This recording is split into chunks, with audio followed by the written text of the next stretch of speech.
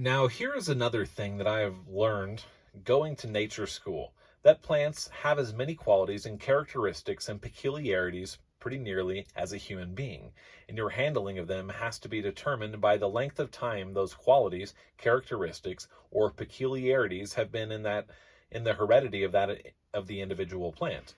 Let me go into that a little carefully. All living things, as I see it, have three powers inherent in them: the power to fight for their self preservation, the power to recreate themselves in progeny, whether by spawning, seeding, breeding, or the mating of humans, and finally, and this is a different way of putting it from that you will find generally in the textbooks, the power to vary. Throughout all nature, the most cunning and sometimes intricate machinery is provided by the individual itself, or by nature for the individual, if you please, through which it can protect itself from its enemies and take advantage of the help of its friends. The lion is powerful enough to defend himself. The tortoise is slow and helpless, so he has a thick shell to armor him against his foes. The eagle is swift and strong. The rabbit can dart into a low covert where he finds asylum. The blackberry grows in high, open, showy fashion where any marauder can rob it of its fruits, which contain its seeds. So it was furnished with a multitude of sharp thorns.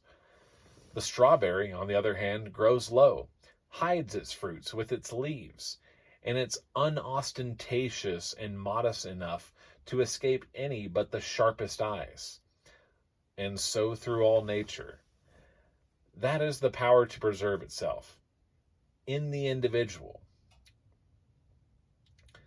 Of what use self-preservation to the whole scheme of things, though, unless the species could be carried on? Nature does not heed nor give thought to the individual. She is ruthless and even, we are compelled to think, sometimes cruel and merciless, as far as the single animal or plant is concerned, but she seems to be intent on the whole organization, on life in its broad, permanent, and universal significance. If the scheme for the preservation of any single individual fails, either through the failure of that individual or through the activity of enemies, nature is determined that the species shall go on. Even where a species is wiped out, it almost never fails that something of that species has gone into another, or else that a new one takes its place. Life as a whole continues, and that appears to be the natural law of which we can be most infallibly certain. Therefore, the second natural law makes possible, makes even inevitable, one would say, the reproduction of life. In animals, a delicate mingling of the sense and nerves with the sexual organs brings about mating. In plants, the equipment seems even more marvelous and cunning to us. I'm going to go later into the elaborate and beautiful devices by which flowers, for instance, attract bees, insects, or birds to themselves in order to get those living things to work for them in carrying their pollen from one to another. Also, into the fabulous provisions made in the individual flowers to fertilize their seeds. For the moment we can pass to the artful means provided by which seed is distributed. The pea grown round so that it will roll, the seed of the thistle attached to a parachute of down that will carry it for long distances, many weeds, like the devil's claw, with seeds in pods or containers which have sharp fangs to fasten into the hoof or tail or coat of a passing animal, and thus obtain a sort of blind baggage ticket to some faraway destination. It is in such themes as this that the student in nature's school grows garrulous and enthusiastic. Now, the power to fight for self-preservation and the power to recreate itself are in every living organism. The third power is the power to vary. I have already spoken about the influence on heredity that is brought in by the mother. In the human family, the two sexes always contribute that result, but it is, nevertheless, a part of the variation of which I am now speaking. On top of that, and of the utmost importance to the plant breeder in his work, there is the power in the plant to adjust itself to environment and adapt itself to changed conditions. There is a third cause of variation in life, the addition of characteristics formerly undiscovered and unknown in a strain. And this cause, Hugo de Vries calls mutation. That is the sudden and unexpected appearance, in the form of a sport or mutant, of a new characteristic or even a new form in an individual.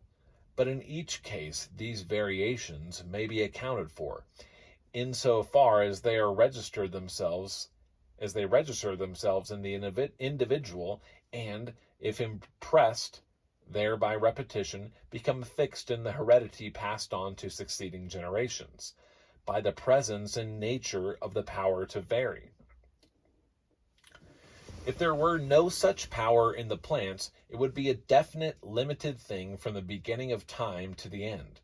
Instead, we find animals and plants and men constantly changing, acquiring new powers, taking on new attributes, developing new possibilities, and making the steady progress we must see in all of life. I do not mean that these variations in plants are always beneficial to the plant, or that they always result in what anyone, from any point of view, could call an improvement. Thousands and millions of plants have varied and, as a result, have died.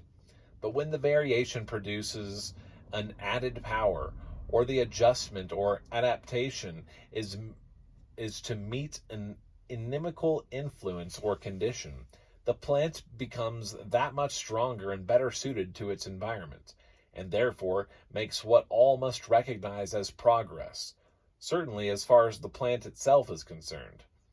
My task was to take advantage of this power to vary, and, using it, to produce, as far as I could, a plant that was improved from the viewpoint of man. The law was the same, the process was the same, and often the purpose was the same, but not always. For instance, solely from the point of view of the plum tree, it might be far more desirable for it to produce seed in its stone always. From man's point of view, it would be better to have a stoneless plum, and I produced one.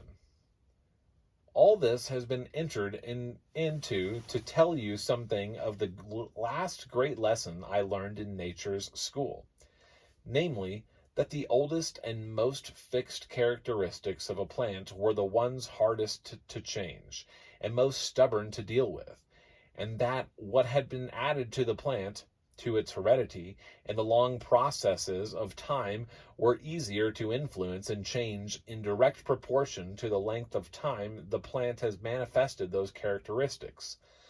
For example, the most fixed and inflexible characteristic of a tree is to fight for existence and to recreate itself later.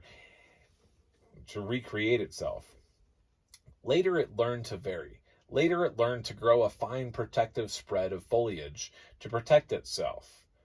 Later, perhaps, it learned to give its fruit a certain amount of sugar over and over the amount needed to protect its stone or pit properly. Later, we'll say it learned to color its fruit, and so on. It came to the place, in the end, where the plant had developed what I can almost call an artistic temperament, a response to demands for beauty and flavor and odor and so on.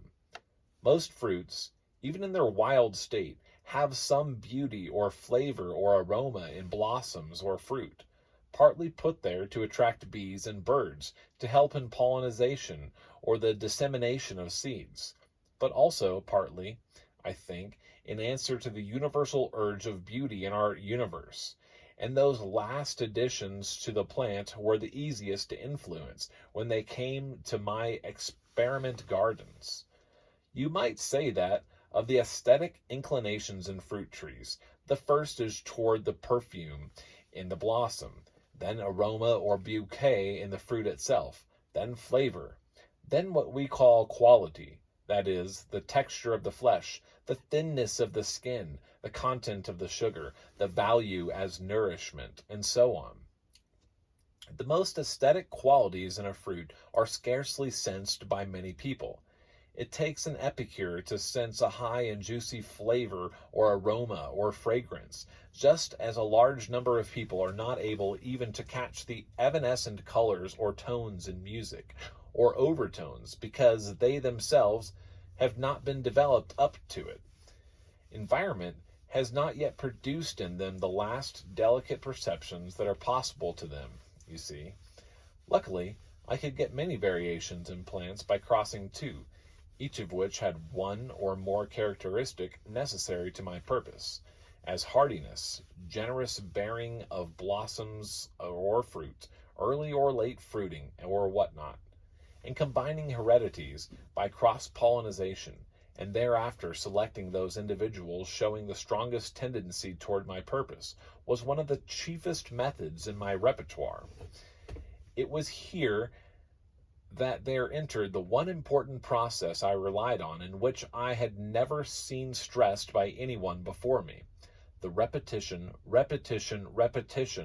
of one influence on one plant for one purpose, time after time, day after day, generation after generation, patiently, tirelessly, without ever changing my idea or deviating from my plain course, until, in the end, the characteristic or quality or power I wanted in the plant was so firmly fixed in its heredity, you see, even though it was the very latest and newest part of that heredity, that it could no more be bred out or dropped out or lost than could the plant's tendency to send its roots downward and its leaves upward. These are some of the lessons I learned in going to school to nature. Not all of them, by any means, not perhaps the most striking, new, or exciting of the lessons, but the ones that were fundamental and therefore most vital to my work in life. Even with these lessons learned, I did not find it easy always to achieve my end, to lead or urge or tease or drive the plant into my way of thinking. Sometimes, nature seemed to throw my reward right into my lap.